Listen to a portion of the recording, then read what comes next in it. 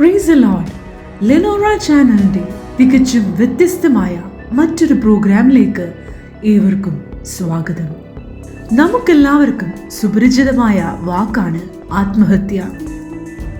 വേദപുസ്തകം ആത്മഹത്യയെ അനുകൂലിക്കുന്നില്ല എങ്കിലും ആത്മഹത്യയുടെ നിരവധി സന്ദർഭങ്ങൾ വേദപുസ്തകത്തിൽ പരാമർശിക്കുന്നുണ്ട്. ആത്മഹത്യ ചെയ്ത ബൈബിൾ കഥാപാത്രങ്ങളെയും അവരെ അതിലേക്ക് നയിച്ച സന്ദർഭങ്ങളും സാഹചര്യങ്ങളെയും അടിസ്ഥാനമാക്കിയുള്ള വ്യത്യസ്തമായ പ്രോഗ്രാമാണ് ഇത്. വേദപുസ്തകത്തിൽ ആത്മഹത്യ ചെയ്ത വ്യക്തികളും അവരെ അതിലേക്ക് നയിച്ച സന്ദർഭങ്ങളും ഏതൊക്കെയാണെന്ന് നോക്കാം. ഒന്നാമത്തെ വ്യക്തി അബീമലേഖ്. തൻ്റെ അർത്ഥ സഹോദരന്മാരെ കൊന്നുകൊണ്ട് തന്നെത്താൻ രാജാവായ ദുഷ്ടനായ വ്യക്തിയായിരുന്നു അബീമലേഖ്. ഒരിക്കൽ അബീമലേഖ് തേബസ് എന്ന പട്ടണത്തിലെ ഗോപുരം തീവച്ച് ചുട്ടുകളയുന്നതിന് ഗോപുരവാതിലിനടുത്ത് ചെന്നപ്പോൾ ഒരു സ്ത്രീ തിരിക്കലിന്റെ പിള്ള അബീമലേഖിന്റെ തലയിലിട്ട് അവന്റെ തലയോട് തകർത്ത് കളഞ്ഞു. ഒരു സ്ത്രീയുടെ കയ്യാൻ മരിക്കുന്നത് നാണക്കേടായി തോന്നിയ അബീമലേഖ് തൻ്റെ ബാല്യക്കാരനോട് തന്നെ കൊല്ലുവാൻ കൽപ്പിക്കുന്നതും അപ്രകാരം അബീമലേഖ് ബാല്യക്കാരൻ്റെ വാളാൻ മരിക്കുന്നതും ന്യായാധിപന്മാരുടെ പുസ്തകം 9-ാം അധ്യായത്തിൽ കാണുന്നു.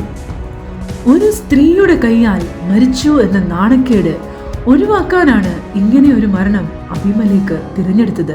എന്തായാലും മരിക്കും, എന്നാൽ അന്തസ്സായി മരിച്ചേക്കാം എന്ന് കരുതി കാണും. അടുത്ത വ്യക്തി അഹീതോഫേൽ ആണ്. ദാവീദിനെ കൊല്ലുവാനായി താൻ അബ്ശാലോമിനോട് പറഞ്ഞതായ ആലോചന നടന്നില്ല എന്ന് കണ്ടപ്പോൾ അഹീതോഫേൽ വീട്ടിൽ ചെന്ന് കെട്ടിഞ്ഞാന്നു മരിച്ചു എന്ന് 2 ശമൂവേലിന്റെ പുസ്തകം 17-ാം അധ്യായം 23-ാം വാക്യത്തിൽ കാണുന്നു. ദാവീദ് രാജാവിന്റെ ഉപദേഷ്ടാവായിരുന്നു ഈ അഹീതോഫേൽ. എന്നാൽ അബ്ശാലോമിനോടൊപ്പം ചേരുകയും ദാവീദിനെ കൊല്ലുവാൻ ആലോചന പറഞ്ഞു കൊടുക്കുകയും ചെയ്തു. എന്നാൽ അബ്ശാലോം അഹീതോഫേലിന്റെ ആലോചന ഉപേക്ഷിച്ച് ദാവീദിന്റെ സുഹൃത്തായ ഹൂശായുടെ ആലോചന അംഗീകരിച്ചു. ഈ നിരാശയിലാണ് താൻ ആത്മഹത്യ ചെയ്യുന്നത്.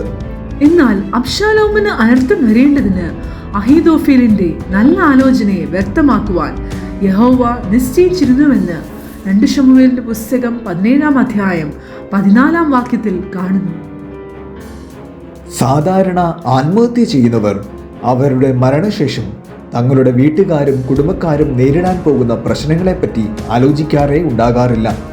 പെട്ടെന്നുണ്ടാകുന്ന ഒരു തോന്നലിന്റെ പുറത്ത് മുൻപും പിൻപും നോക്കാതെ എടുക്കുന്ന തീരുമാനമായിരിക്കും ആത്മഹത്യ. എന്നാൽ അഹീതോഫേൽ അതിൽ നിന്നും തികച്ചും വ്യത്യസ്തനായിരുന്നു. തൻ്റെ വീട്ടുകാര്യങ്ങളെല്ലാം ക്രമപ്പെടുത്തിയതിനു ശേഷമാണ് അഹീതോഫേൽ ആത്മഹത്യ ചെയ്തത് എന്ന് എടുത്തു പറയേണ്ട വസ്തുതയാണ്. താൻ മരിച്ചാലും വീട്ടുകാർക്ക് ഒരു ബുദ്ധിമുട്ടും വരരുതെന്ന് അഹീതോഫേൽ കരുതി കാണും. വേദപുസ്തകത്തിൽ ആത്മഹത്യ ചെയ്ത അടുത്ത വ്യക്തി ആരാണെന്ന് പരിചയപ്പെടാം. ഒരു രാജധാനിക്ക് മുഴുവൻ തീയിട്ടുകൊണ്ട് ജീവിതം അവസാനിപ്പിച്ച ഒരു രാജാവാണ് അടുത്ത വ്യക്തി. പേര് സിമ്രി. ഇസ്രായേലിലെ 5-ാമത്തെ രാജാവായിരുന്നു സിമ്രി. രാജ്യവൃദ്ധനായിരുന്ന ഇദ്ദേഹം സ്വന്തം രാജാവിനെ കൊല്ലുകയും അങ്ങനെ രാജാവായി തീരുകയും ചെയ്തു. എന്നാൽ തന്റെ പട്ടണം പിടിക്കപ്പെട്ടു എന്ന് താൻ കണ്ടപ്പോൾ രാജധാനിയുടെ ഉൾമുറിയിൽ കടന്ന് രാജധാനിക്ക് തീ വെച്ച് അതിൽ മരിച്ചു കളഞ്ഞു. 1 രാജാക്കന്മാരുടെ പുസ്തകം 16-ാം അധ്യായത്തിൽ ഈ സംഭവങ്ങൾ രേഖപ്പെടുത്തിയിട്ടുണ്ട്. സ്വയം തീ കൊളുത്തി മരിക്കുക എന്നുള്ളത് ആത്മഹത്യാ രീതികളിൽ സർവ്വസാധാരണമാണ്. എന്നാൽ മരിക്കാനായി ഒരു രാജധാനി മുഴുവനും തീയിട്ടത് എന്തിനാണെന്ന് ഇപ്പോഴും മനസ്സിലാകുന്നില്ല.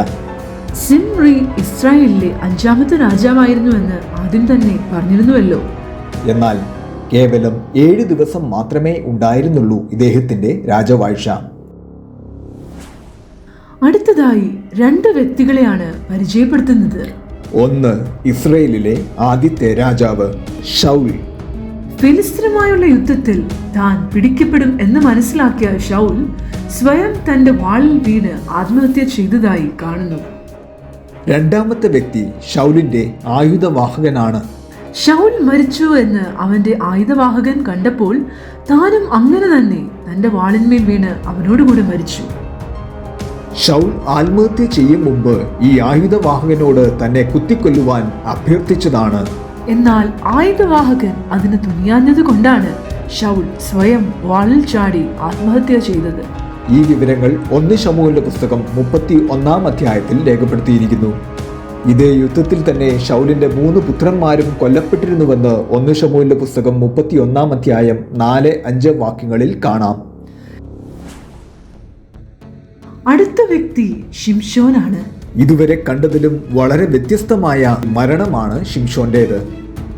മറ്റുള്ളവരെ പോലെ ഒരു ഭീരുവിനെ പോലെയല്ല ശിംശോൻ മരിച്ചത് എന്നത് ശ്രദ്ധേയമാണ്. ഇതുവരെ കണ്ട എല്ലാവരും ശത്രുക്കളാൽ പിടിക്കപ്പെടാതിരിക്കാൻ വേണ്ടിയും അഭിമാനം സംരക്ഷിക്കാനും നിരാശയിലും ഒക്കെയാണ് ആത്മഹത്യ ചെയ്തത് എങ്കിൽ ഫെലിസ്ത്യരാൽ പിടിക്കപ്പെട്ട് കഴിഞ്ഞ ശേഷമാണ് ശിംശോന്റെ മരണം അല്ലെങ്കിൽ ആത്മഹത്യ. പ്രതികാര മനോഭാവത്തോടെയുള്ള പ്രവൃത്തിയായിരുന്നു ശിംശോന്റേത്. തന്നെ നിർത്തിയിരുന്ന ക്ഷേത്രത്തിന്റെ നടും തൂണുകൾ രണ്ടും 2 കൈകൾ കൊണ്ട് പിടിച്ച് ശക്തിയായി കുനിഞ്ഞപ്പോൾ ക്ഷേത്രം അവിടെ കൂടിയിരുന്നവരുടെ മേൽ വീഴുകയും അവരോടൊപ്പം ശിംശോനും മരണമടഞ്ഞതായി ന്യായാധിപന്മാരുടെ പുസ്തകം 16 അധ്യായത്തിൽ കാണുന്നു. താൻ മരിക്കും മുൻപ് പ്രതികാരം ചെയ്യാൻ ശക്തിക്കായി ദൈവത്തോട് പ്രാർത്ഥിച്ചതായും കാണുന്നു. ഇനിയുള്ള വ്യക്തി ആരാണെന്ന് ഞങ്ങൾ പറയാതെ തന്നെ നിങ്ങൾക്ക് അറിയാം. മറ്റാരുമല്ല, യേശുവിന്റെ ശിഷ്യനായിരുന്ന ഇസ്കറിയോത്ത യൂദാ. വേദപുസ്തകത്തിലെ ആത്മഹത്യ എന്ന് കേൾക്കുമ്പോൾ തന്നെ നമ്മളുടെ മനസ്സിൽ ആദ്യം കടന്നു വരുന്ന വ്യക്തിയും ഈ യൂദാ തന്നെയാണ്. യേശുവിനെ ക്രൂശിപ്പാൻ വിധിച്ചു എന്ന് അറിവ് കിട്ടിയപ്പോൾ താൻ ചെയ്ത തെറ്റിനെ കുറിച്ച് ബോധം വന്നിട്ട് അനുതപിച്ചു എന്ന് കാണുന്നു. യേശുവിനെ ഒറ്റുകൊടുത്തതിന്റെ വിലയായി കിട്ടിയ 30 വെള്ളിക്കാശ് മന്ദിരത്തിൽ എറിഞ്ഞിട്ട് യൂദാ കെട്ടിഞ്ഞാന്നു ചത്തു എന്ന് മത്തായി എഴുതിയ സുവിശേഷം 27 അധ്യായത്തിൽ കാണപ്പെടുന്നു. ആദ്യം നമ്മൾ കണ്ട 5 ആത്മഹത്യകളും സ്വയം രക്ഷയ്ക്കും പ്രതികാരത്തിനും ആത്മാഭിമാനം സംരക്ഷിക്കാനും ആയിരുന്നുവെങ്കിൽ വേദപുസ്തകത്തിൽ കുറ്റബോധം കൊണ്ട് ആത്മഹത്യ ചെയ്ത ഒരേ ഒരു വ്യക്തിയാണ് ഇസ്കറിയോത്ത യൂദാ. ഇതുവരെ നാം കണ്ടത് പ്രതിസന്ധികളെ അതിജീവിക്കാൻ കഴിയാതെ സ്വയം മരണത്തിന് കീഴടങ്ങിയ വ്യക്തികളെയാണ്. എന്നാൽ ആത്മഹത്യയുടെ വക്കിൽ നിന്നും ദൈവിക ഇടപെടലുകളിലൂടെ ജീവിതത്തിലേക്ക് മടങ്ങി വന്ന വ്യക്തികളെയും വേദപുസ്തകത്തിൽ കാണാൻ സാധിക്കും. അവർ ആരൊക്കെയാണെന്ന് നോക്കാം. ആദ്യ വ്യക്തി ഏലിയാവ്. ഇസബേൽ എന്ന ദുഷ്ട രാജ്ഞിയുടെ വധഭീഷണിക്ക് മുമ്പിൽ ഭയന്ന് മരുഭൂമിയിൽ ഒരു ചൂരച്ചെടിയുടെ ചുവട്ടിലിരുന്ന് തന്റെ ജീവൻ എടുക്കാൻ ദൈവത്തോട് പ്രാർത്ഥിക്കുന്ന ഏലിയാവിനെ 1 രാജാക്കന്മാരുടെ പുസ്തകം 18-19 അധ്യായങ്ങളിൽ കാണാം. എന്നാൽ ദൈവത്തിനു വേണ്ടി വിശ്വസ്തയോടും അധികാരത്തോടും ശുശ്രൂഷ ചെയ്ത ഏലിയാവിനെ ദൈവം ഉപേക്ഷിച്ചില്ല. നിരാശയുടെ വക്കിൽ നിന്നും അവനെ ശക്തീകരിക്കാൻ ദൈവം തന്റെ ദൂതന്മാരെ അയച്ചു. പിന്നീട് ദൈവം തന്നെ ഏലിയാവിനോട് സംസാരിക്കുകയും ചെയ്തതായും കാണുന്നു. ഏലിയാവിനെതിരെ വധഭീഷണി മുഴക്കിയ ഇസബേൽ രാജ്ഞി കൊല്ലപ്പെടുകയും അവളുടെ ശവം നായ്ക്കൾ തിന്നുകയും ചെയ്തപ്പോൾ ദൈവത്തിനു വേണ്ടി വിശ്വസ്തയോടെ നിന്ന ഏലിയാവ് നാളുകൾക്ക് ശേഷം മരണം കാണാതെ സ്വർഗത്തിലേക്ക് എടുക്കപ്പെടുകയാണ് ഉണ്ടായത്. അടുത്ത വ്യക്തി സരേഫത്തിലെ വിധവയാണ്.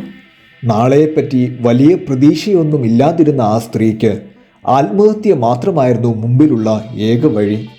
വീട്ടിൽ ശേഷിച്ചിരുന്ന ഒരു പിടി മാവും അല്പം എണ്ണയും ഉപയോഗിച്ച് തനിക്കും മകനും ഭക്ഷണം ഒരുക്കി കഴിച്ചിട്ട് ആത്മഹത്യ ചെയ്യുവാൻ ഇരിക്കുകയായിരുന്നു ഈ സ്ത്രീ. എന്നാൽ ആ വീട്ടിലേക്ക് ഏലിയാ പ്രവാചകനെ ദൈവം അയക്കുന്നതും പ്രവാചകന്റെ വാക്ക് കേട്ടനുസരിച്ച ആ വിധവയ്ക്ക് ക്ഷാമകാലത്ത് ക്ഷേമമായി പുലരാൻ അഹോവൃത്തി നൽകി ദൈവം അനുഗ്രഹിച്ചതും 1 രാജാക്കന്മാരുടെ പുസ്തകം 17 അധ്യായം 8 മുതൽ 16 വരെയുള്ള വാക്യങ്ങളിൽ കാണാം. അടുത്തത് പ്രവാചക ശിഷ്യന്റെ ഭാര്യയാണ്. 2 രാജാക്കന്മാരുടെ പുസ്തകം 4 അധ്യായത്തിലെ പ്രവാചക ശിഷ്യന്റെ ഭാര്യയെ നമുക്കെല്ലാവർക്കും അറിയാം. കടബാധ്യതയുടെ നടുവിൽ കടക്കാർ അവരുടെ 2 മക്കളെയും അടിമകളാക്കുവാൻ വന്നിരിക്കുന്ന സാഹചര്യത്തിൽ പ്രവാചക ശിഷ്യന്റെ വിധവയ്ക്ക് മക്കളെ കൊണ്ട് ആത്മഹത്യ ചെയ്യേണ്ടി വന്നില്ല. എലീശ പ്രവാചകന്റെ വാക്കനുസരിച്ച് പ്രവർത്തിച്ച ആ വിധവയുടെ വീട്ടിലെ ഒരു ഭരണി എണ്ണയെ ദൈവം അനുഗ്രഹിച്ച് വർദ്ധിപ്പിച്ചു. എണ്ണ വിറ്റ് കടം വീട്ടി ശേഷിപ്പ് കൊണ്ട് ഉപജീവനം കഴിക്കത്തക്ക നിലയിൽ ദൈവപ്രവൃത്തി ആ ഭവനത്തിൽ വെളിപ്പെട്ടതായും കാണുന്നു. പ്രിയമുള്ളവരെ, വരെ ലോകത്ത് പ്രതിദിനം ശരാശരി 132 ആത്മഹത്യകൾ നടക്കുന്നു എന്നാണ് കണക്ക്. അതായത് ഓരോ 40 സെക്കൻഡിലും ഒരു ആത്മഹത്യ നടക്കുന്നുണ്ട്. മരിക്കുന്നവരുടെ 4 ഇരട്ടിയെങ്കിലും പേർ ആത്മഹത്യക്ക് ശ്രമിക്കുന്നുമുണ്ട്. നിങ്ങൾ ഈ പ്രോഗ്രാം കണ്ടുകൊണ്ടിരുന്ന ഈ ചുരുങ്ങിയ സമയത്ത് കുറഞ്ഞത് 10 പേർ ഈ ലോകത്ത് ആത്മഹത്യ ചെയ്തിട്ടുണ്ട്. ഒന്നോർക്കുക, ആത്മഹത്യ ഒന്നിനുമൊരു പരിഹാരമല്ല. ഇത് നിങ്ങൾക്കും നിങ്ങൾ സ്നേഹിക്കുന്നവർക്കും വേദന മാത്രമേ നൽകൂ.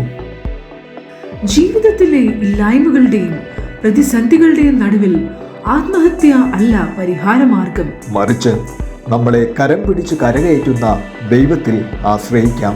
ജീവിതത്തിന്റെ പ്രതിസന്ധി ഘട്ടങ്ങളിൽ ആത്മഹത്യയിലൂടെ ജീവിതം അവസാനിപ്പിച്ചവരെ അല്ല, മറിച്ച് ദൈവത്തിൽ ആശ്രയിച്ച് പ്രതിസന്ധികളെ തരണം ചെയ്ത വേദപുസ്തകത്തിലെ വ്യക്തികളുടെ ജീവിതം മുൻപോട്ടുള്ള ദിനങ്ങളിൽ നമുക്ക് പ്രചോദനമാകട്ടെ.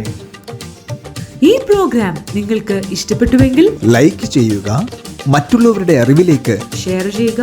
നിങ്ങളുടെ അഭിപ്രായങ്ങളും നിർദ്ദേശങ്ങളും കമന്റ് ചെയ്യുക. കൂടുതൽ വ്യത്യസ്തമായ പ്രോഗ്രാമുകൾക്കായി ഈ യൂട്യൂബ് ചാനൽ മറക്കാതെ സബ്സ്ക്രൈബ് ചെയ്യുക. കൂടുതൽ വ്യത്യസ്തമായ പ്രോഗ്രാമുകളുമായി നമുക്ക് വീണ്ടും കാണാം. May God bless you.